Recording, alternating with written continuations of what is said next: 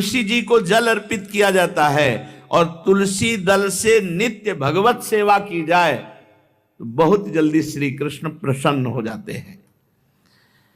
प्रतिदिन जो तुलसी जी की भक्ति करता है, तुलसी का पौधा रोप करके तुलसी जी का सिंचन करना, तुलसी जी को तिलक लगाना, तुलसी जी को माला पहनाना, तुलसी जी की परिक्रमा करना, तुलसी जी को प्रणाम करना, वो कोटि सहस्त्र युगों तक ऐसा महान सुकृत होता है कि भगवान श्री कृष्ण के नित्य समीप रहता है जो तुलसी जी की सेवा करता है। जब तक मनुष्य की लगाई हुई तुलसी की शाखा प्रशाखा बीज पुष्प सुंदर दल से तुलसी जी सुशोभित होती है, तब तक हजारों कल्पों में श्री हरिधाम में रहते हुए उसका कभी पुण्य नष्ट नहीं होता। जैसे एक दिन 1000 कल्प, 2 दिन 2000 कल्प, वो भगवान के नित्य धाम में महान सुकृत के बल से भगवत धाम में रहेगा, जो तुलसी जी का पक्का मान लीजिए। जब स्वयं में से तो तुलसी जी रोपण करके तुलसी जी का एक वन लगाया था और रोज नवीन नवीन मंजरी तुलसी दल लेकर प्रभु के चरणों में, कहीं न कहीं तुलसी जी की कृपा हुई। वृंदावन, ये वृंदा अधिष्ठात्री देवी वृंदावन की है, इनकी कृपा के बिना। हे चंद्रादने, संपूर्ण पत्रों और पुष्पों को जो उतार करके सम्मान पूर्वक पहले प्रार्थना करनी चाहिए, हे वृंदा देवी, हे तुलसी जी, भगवान श्री हरि की पूजा के लिए या प्रियाजू की पूजा के लिए हम आपके कुछ मंजरी कुछ दल लेकर के सेवा करना चाहते हैं, आप कृपा करके मुझे दीजिए, और फिर उतार लें। ऐसे नोचना नहीं, बहुत सम्मान से बहुत प्यार से, तो तुलसी जी प्रसन्न होते हैं। जो मनुष्य तुलसी दल से श्री हरि की पूजा करता है, कोई भी पाप उसका स्पर्श नहीं कर सकता। पूर्व में किया हुआ कोई भी पाप उसको दंड नहीं मिलेगा, जो तुलसी जी की आराधना नित्य करता है। अब इतना जल भी ना चढ़ा दे, हमारे पुण्य हो जाए और तुलसी जी अंतर ध्यान, अनुकूल जल, जैसे मान लो गमले पे हैं तो इतना बड़ा तांबे का रोज उससे चढ़ा, अब भर के लोटा चढ़ा दोगे 2-4 दिन में अंतर ध्यान हो जाएंगे तुलसी जी। बहुत विवेक से जरूरत है, मतलब भारी पुण्य होगा। अब इतना बड़ा लोटा रोज जल चढ़ाओगे तो 2-4 दिन में पीली होके अंतर ध्यान हो जाएंगे। भाई इतना जल, अनुकूल जल चाहिए। एक तांबे का छोटा सा लिया, ऐसे रोज डालो, उसमें कोई फर्क नहीं, और गमला उठाकर धूप में विराजमान करो। सेवा का मतलब क्या है? जो तुलसी जी को जल अर्पित करके तुलसी जी की सेवा करता है, हरि चिंतन करता, कभी कोई पाप उसका स्पर्श नहीं कर सकता। 100 भार सोना, 400 भार चांदी,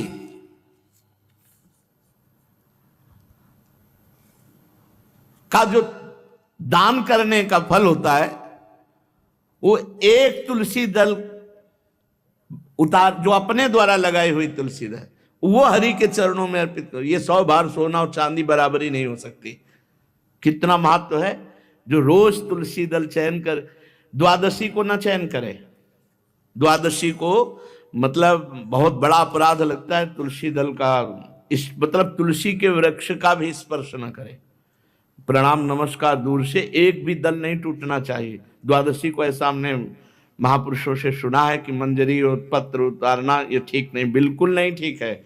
ब्रह्म हत्या का फल लगता है, अगर जो पाप लगता है अगर कोई द्वादशी को तुलसी चयन, बहुत सावधानी से। जिसके घर में तुलसी का बगीचा होता है, कई पौधे होते हैं, उसको कहीं तीर्थ जाने की जरूरत नहीं, उसका घर तीर्थ है जिसके घर में तुलसी के पौधे हैं। और यमराज कभी उस घर में किसी भी मरने वाले को लेने नहीं आएंगे जिसके घर में तुलसी। लगा लो भैया तुलसी लगा लो घर में, काहे को यमराज को आने दोगे? सबके घर में तुलसी। कितना सुंदर पहले था। घर में आंगन होते थे, आंगन में एक बहुत बड़ा और फिर उसमें तुलसी जी, और फिर उसमें 2-4 नर्मदेश्वर और शालिग्राम ऐसे, और फिर घर का हर व्यक्ति जल चढ़ाना, प्रणाम करना, नमस्कार करना, 4 पर। कितनी पवित्र पद्धतियां हमारी थी। जब रसोई बने पहली गाय के लिए, फिर कुछ पक्षियों के लिए, फिर कोई संत महात्मा, कोई भिक्षु, ऐसा कितना पवित्र व्यवहार। अभी यहाँ जैसे हमने देखा है, ये रसोई बन रही ना, तो धुआं नहीं खत्म होने पाता, वो ही सब अपवित्र किए हुए हैं, राक्षसी बुद्धि आती चली जा रही। तुलसी जी, ये भागवती को वस्तु हमें लगता है बालकनी तो होती है, बढ़िया बालकनी में एक ऐसा उठाने धरने वाला स्टैंड लोहे का रखो कि तुलसी जी को विराजमान कर दो। जिसके घर में तुलसी जी विराजमान होती है, उसके घर में यमराज कभी नहीं जाते। जो तुलसी जी का सेवन करता है, उसकी सारी कामनाएं तुलसी जी पूर्ण कर देती हैं। तुलसी जी को लगाना, तुलसी जी का पालन करना, तुलसी जी को सिंचन करना, तुलसी जी का दर्शन करना, तुलसी जी का स्पर्श करना, मनुष्य के द्वारा जो मन, वाणी और शरीर से पाप हो गए, सबको तुलसी महारानी क्षमा कर देती है, दग्ध कर देती है। पुष्कर आदि तीर्थ, गंगा आदि परम पावन नदियां, ये सब जो स्नान आदि, अवगाहन आदि करने का फल देते हैं, वो केवल तुलसी जी घर में विराजमान है, उसको वो फल मिल जाएगा। कितने बढ़िया। जो तुलसी जी की नवीन मंजरी प्रभु के चरणों में अर्पित करके प्रणाम करता है, वो चाहे कितना भी अपराध किए हो, वो कभी यमपुरी को नहीं देखेगा, कभी यमराज के पास नहीं जाएगा। जो मनुष्य तुलसी काष्ठ का घिसा हुआ चंदन लगाता है, उसके सारे संचित भस्म हो जाते हैं, और क्रियमाण जो वर्तमान, वो कभी उसको बांध नहीं सकते। तुलसी जी का काष्ठ का घिसा हुआ चंदन। जिसके घर में तुलसी की छाया होती है, वहां पितरों को अपने आप कल्याण प्राप्त हो जाता है। जो श्राद्ध करने से लाभ मिलता है पितरों को, घर में तुलसी लगा के, जो तुलसी की छाया, बड़ा वृक्ष, पितरों को तृप्ति मिलती है।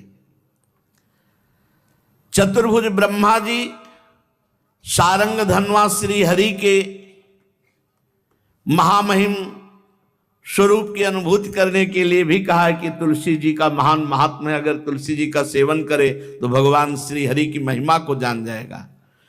स्त्री हो या पुरुष, पुरुष नपुंसक नारीवा जीव चराचर कोय, सर्व भाव भज कपट तज मोहि परम प्रिय सोय। शरीर वर्दी है, हमारी पोशाक है, हम सब एक हैं, आत्मस्वरूप है, कुछ अलग नहीं है। शरीर केवल पांच भौतिक है तो सबका पांच भौतिक है, उसमें चिन्ह है स्त्री पुरुष के, बस। इसके लिए भगवान की आराधना निषेध थोड़ी है। जो स्त्री या पुरुष श्री तुलसी जी के काष्ठ के मनके बना के, जैसे छोटी कंठी या बड़ी माला धारण करता है, श्री कृष्ण उसके बस में हो जाते हैं। यह है तुलसी जी की महिमा। परम सुभाग श्री कृष्ण मिल जाते हैं, और कौन सी हमें उपलब्धि चाहिए। हे गोपनंदिनी, तुलसी जी का सेवन करने से श्री कृष्ण वश में हो जाते हैं। जो तुलसी की माला से नाम जप करता है, काउंटर वाली बात तो स्मृति के लिए भाई है, हम निषेध नहीं करते, नहीं बहुतों के भजन बंद हो जाएंगे, पर हम इतनी महिमा जरूर बता देते हैं कि तुलसी माला से जो नाम जप किया जाता है, उससे आध्यात्मिक सिद्धि बहुत जल्दी होती है। गुरुदेव भगवान कहते, जो अंगुलियों से रगड़ होती है मन का से, उसमें आध्यात्मिक ऊर्जा शक्ति तुलसी माला से। प्लास्टिक पर भाई करो, निषेध नहीं कह रहे, बंद हो जाएगा वो भी राधा राधा कहना, वो हमें बंद नहीं करना। हम कह रहे हैं तुम जैसे बने वैसे करो, लेकिन माला का बहुत बड़ा प्रभाव है। तुलसी परम पवित्र भगवान श्री हरि की प्रिया, और उनके काष्ठ को जब हम ऐसे ऐसे नाम के साथ, तो विशेष ऊर्जा शक्ति, आध्यात्मिक शक्ति हमें जागृत होती है। हो सके जिनको ऐसा बन सके तो छोटी एक वो आती है सुमिरनी, उसको रख लो अपनी जेब में, रख लो, उससे करो। और नहीं है तो भैया तुम इसी से करो, नाम जप करो, भाव को भाव अना खालसो, नाम जपत मंगल दिस दसो। सुंदर सुंदर तुलसी जी के वृक्षों के समीप बैठ करके जो अनुष्ठान किया जाए वो बहुत लाभदायक। श्रीमद् भागवत का, गोपाल सहस्त्र नाम का कोई भी पाठ तुलसी जी के समीप विराजमान करके किया जाए, आचार्य को बुला करके तुलसी पूजन करना चाहिए, विविध प्रकार के अनुष्ठान, अरे तभी तो सब मंगल होता है। पहले था, हमने देखा है, 4 बजे माताजी दरवाजे के सामने लीपती, रोज का काम। जो पुराने घरों में देहरी के आगे आके 4 बजे लीप करके वहां अपना चौक पूर के दीपक जला, क्या पवित्रताएं थी, क्या मंगल था। जब किसी को निमंत्रण दिया जाता था सबके पैर धोए जाते थे, सुंदर बिछौना बिछा करके और उसमें बैठ कर पत्तल और रज के सकोरा कुल्हड़ ऐसे भोजन पाया, कितना पवित्रता। जो हमारी पूर्व पवित्रता थी, धोती कुर्ता चोटी, पवित्रता। मान लो अगर बाहर जा रहे तो पैजामा कुर्ता, ऐसे बहुत पवित्र पोशाकें थी, पवित्र आचरण थे, पवित्र खान पान था। घर में जाओ तो एक पवित्रता, एक किसी भी घर में ऐसा नहीं था कि देव मूर्ति न विराजमान हो, किसी भी घर में ऐसा नहीं था तुलसी जी विराजमान न हो, 1-2 गाय जरूर होती थी, पवित्रता। अब तो बड़ा विचित्र, ये भारतीय गौएं जो श्वेत रंग की, जो अरुण रंग की, जो सींग वाली है, वो उनका आप दुग्ध देखिए, दूह कर रख दीजिए, स्वर्णिम कांति छाई मिलेगी। ये हमारी भारतीय पद्धति, ये हविष्यान्न, इससे देवताओं का, भगवान का, सबका अभिषेक पूजन होता है। शुद्ध गाय जो हमारी भारतीय है, तीला है उसके जैसे निकला हुआ, वो भगवान ने सेवा की है। हमारे गोविंद भगवान का नाम ही गोविंद, गौओं के इंद्र। भगवान सुबह से निकल जाते थे, शाम तक गौओं को चराते थे। बड़ा तो किशोरी जी ने श्री तुलसी जी के पूजन की बात, भगवान गोपियों से वादा किए थे कि अब तुम्हें अगली पूर्णिमा को रास, अब रास बिना रासेश्वरी के नहीं हो सकता, लिखा हो चाहे ना लिखा हो। कोई भी विद्वान, कोई भी प्रवक्ता इस बात को बतावे, कहते हैं भागवत में राधा नाम नहीं लिखा है, भागवत राधामय ही है। सांद्रानंद घन प्रेम मूर्ति किशोरी, बिना लाडली जू के कोई रास बता दे कहीं भी, कभी भी, कैसा भी, महारानी जू के बिना रासेश्वरी के रास हो ही नहीं सकता, लिखा हो चाहे ना लिखा हो। क्यों नहीं लिखा? याते श्री सुख प्रगट कियो नहीं, जहां बोले राधा तो समाधि लग जाती हो, यहां 7 दिन में तक्षक काटना है। श्री सुखदेव जी ने महारानी जी का नाम, हरिराम व्यास जी कह रहे, याते श्री सुख प्रगट कियो नहीं, जान सार को सार परम धन, राधा नाम आधार। वैसे तो रोज संकेत वन में पीछे हमने चर्चा की थी, प्रेम सरोवर में प्रियालाल मिलते थे, नंदगांव वर्षा में। आज लालू ने एक नई लीला रची, गोप देवी लीला है। श्री लालजू महाराज प्रियाजू को रास के लिए उन्होंने सोचा एक बार छलिया रूप रख करके महल में प्रवेश करते हैं, देखते हैं लाडली जू पहचानती है कि नहीं, और कितना प्यार लाडली जू करती है। महाराज तो जो रूप धारण करें तो सभी सुंदर हैं, तो सुंदरता के समुद्र हैं। जब नकबेसर धारण करते ना, अंजन और घूंघट नीलांबर का, महाराज हृदय चूर चूर हो जाए, ऐसे सुंदर है। गोरी किशोरी भी चकोरी है जिनकी, नीलांबर धारण करके, और जिस समय लाली लगा के महाराज अपने राधा पी जी को कभी कभी जब आते हैं तो देखो ऐसा लगता है यार बलिहार है महाराज, जो रूप धारण करते हो सीधे हृदय पर प्रहार करते हो। प्रभु ने गोप देवी का रूप धारण किया, गोपांगना का। श्री चरणों में नूपुरों की झनकार, कटी में करधनी जिसमें क्षुद्र घंटिका लगी हुई हैं। अद्भुतम गोपिका रूपम चलत झंकार नूपुरम किंकिणी घंटिका शब्द मंगुलीयक भूषितम। बड़ी दिव्य अंगूठियां धारण किए हुए अंगुलियों पे, कमर में करधनी जो रुंझुन रुंझुन, श्री चरणों में नूपुर और रत्न कंकण के यूर मुक्ताहार विराजितम। कलाइयों में रत्न जटित कंगन, बीच बीच में चूड़ियां कंगन ऐसे, बाजूबंद, कंठा, मोतियों के हार और शीश फूल, केशपास, वेणी रचना, नासिका में मोती की बुलाक, बेसर और अलकावली, घुंघराली अलकावली, श्याम वर्ण के केश। ऐसा रूप धारण किया जो देखे मुग्ध हो जाए श्याम सुंदर को। वृषभानु भवन की तरफ चले। खाई और परकोटों से युक्त वृषभानु भवन 4 दरवाजों से सुशोभित, प्रत्येक द्वार पर काजल के समान वर्ण वाले गजराज झूम रहे। राजभवन की बड़ी मनोहरता है। उस मंडप प्रांगण में वायु के समान वेग वाले घोड़ों से अंगरक्षक महल की रक्षा करने वाले चारों तरफ दौड़ रहे वृषभानु भवन में। और बड़ी ही सुंदर सुंदर गौएं धर्म धुरंधर बलवान शाण रमा रहे। बहुत से गोपाल बंशी वेद धारण किए हुए उनको संभाल रहे हैं। वृषभानु जी का भवन क्या है, ऐसा लगता है कि विश्वकर्मा ने पूरी कला कौशल लगा दी।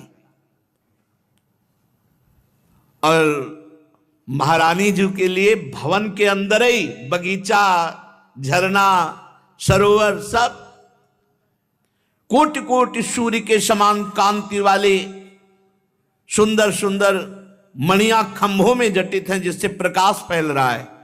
रत्न मंडित आंगन, बहुत से रत्न स्वरूप भूमि पे जटित हैं। और वहां वीणा, ताल, मृदंग आदि बाजे बजाती हुई बहुत सी मनोहर सखियां फूल छड़ी लिए हुए दरवाजे पर खड़ी हैं, संगीत बज रहा है। उस अंतापुर में दिव्य विशाल उपवन की छटा छटक रही। भीतर ही अनार, कंद, मंदार, नींबू तथा अन्य ऊंचे ऊंचे वृक्ष लहला रहे। केतकी, मालती, माधवी लताएं बड़ी सुंदर वृक्षों का आलिंगन किए हुए श्री राधा निकुंज महल के अंदर ही कल्प वृक्ष के फूलों की सुगंध से भौरे मत वाले हो रहे हैं। शीतल मंद सुगंध वायु चल रही है। कहीं सहस्त्र दल कमलों के पराग को बारंबार वायु बिखेर रही है। निकुंज शिखरों पर बैठे हुए मोर कभी नाचते हैं, कभी कूक रहे हैं, कहीं कोकिला, कहीं सारस, कहीं सुख। और फूलों के सहस्त्र सहस्त्र सैयाएं जगह जगह, कभी लाडली जो इधर से निकले किसी में भी विराजमान हो जाएं। मेघ मंदिर में सैकड़ों फुहारे छूट रहे। बाल सूर्य के समान कांतिमान कुंडल तथा विचित्र वर्ण वाले वस्त्र धारण किए हुए करोड़ों बलवान महल के आसपास श्री लाडली जी के और श्री स्वामिनी जी की परिचर्या में सब सुसज्जित सखियां केसरिया रंग के सूक्ष्म वस्त्रों को सजाकर पर्दा बनाया गया है। जलज पुष्प, थलज पुष्प जगह जगह पल्लव बिखेरे गए हैं और घुटनों तक पुष्पों का पराग महारानी जो चलेंगे। राजभवन में ऐसा मालती मकरंदों के फव्वारे, मालती मकरंदों के, मालती के सुंदर मकरंद के पराग के सुगंध से युक्त ऐसे फव्वारे चल रहे हैं। ऐसे आंगन, करोड़ों चंद्रमाओं की कांतिमती कोमलांगी सहचरियां, करोड़ों चंद्रमाओं की कांति। धीरे धीरे वहां सब निरीक्षण परीक्षण। श्री वृषभानु नंदिनी श्री किशोरी जी की सेवा में सहस्त्रों ऐसी सुंदरियां, जैसे चंद्रमा के उदय होने से ताराओं की कांति फीकी हो जाती है, तो जब लाडली जी पधारती हैं तो ऐसे सबकी कांति फीकी हो जाती है। देखो माई सुंदरता की सीमा, ब्रजनो तरुण कदम नागरी, निरखी करत अधग्रीवा। महान गौरव लाडली जी का। श्री किशोरी जी की अगवानी करने के लिए सखियां दौड़ पड़ी। लाडली जी को संभाल संभाल के कर कमल पकड़ करके पराग मार्ग से सिंहासन पर बिठाया। फिर लाडली जी की जैसी सेवा होती, कोई चवर, कोई पंखा, कोई व्यजन, कोई पान बीड़ी। अब ये गोप सुंदरी थोड़ा घूंघट करके सकुचाती हुई कोई टोक न दे, वृषभानुभवर में पहुंची। एक सखी ने देखा फूल छड़ी से, रे कौन हो आप? मैं गोप सुंदरी हूं, गोप देवी। क्या कार्य है? आपकी महारानी से मिलना है, मुझे शिकायत करना है। क्या शिकायत करनी? शिकायत करना है तो बाबा से करो जाकर। वो बात बाबा से नहीं कह सकती जो बात हमारे साथ हुई है, वो बात केवल लाडली जी से कह सकती है और वही हमारा निर्णय कर सकती है। हाँ, तो कोई गंभीर बात है, गंभीर बात है, इसीलिए तो महारानी जी कोई गोप सुंदरी आई अपने को बोल रही और वो आपसे अपना न्याय करवाना चाहती है। आदर पूर्वक उसको लाओ। पुष्पों के पावड़े जहां थे वहीं से गोप सुंदरी को घूंघट इतना किए हुए हैं, क्योंकि लाडली जी के सामने नेत्र चपलता इनकी खुल जाती है, तो इतना घूंघट किए हुए हैं। आदर से सत्कार पूर्वक पार्श्व में ही एक सिंहासन आसन डलवाया। आओ, तुम हमारी अतिथि हो, तुम्हारा स्वागत है, बैठो। कुछ खाओ पियोगी? हृदय जल रहा है, खाएं पिए क्या? नहीं, बात क्या हो गई? ऐसा क्या हृदय जल रहा है? कुछ आपको नहीं, हमारी पहले बात सुन लो और न्याय कर दो, बस हो गया। अच्छा सुंदरी, तुम्हारा स्वागत है। स्वागतम ते सखि शुभे नामधेयम बदासु में, भूरि भाग्यम ममई वाद्य भवत्यागतया स्वतः। स्वागत है, स्वागत है सुंदरी, तुम्हारा स्वागत है। मुझे ऐसा लग रहा है मेरे भाग्य से तुम आई हुई हो, क्योंकि जब मैं तुम्हारे जो अंग खुले दिखाई दे रहे हैं उनको देखती हूं तो मुझे विशेष सुख मिलता है, जैसे मेरे प्रीतम के सुख, मेरे प्रीतम की स्मृति आपके दर्शन से आ रही है। त्वत्समानम दिव्य रूपम दृश्यते नहीं भूतले, यन्न त्वं वर्तसे शुभ्रू पत्तनम धन्यमेव तत्। सुंदरी, तुम्हारा स्वागत है।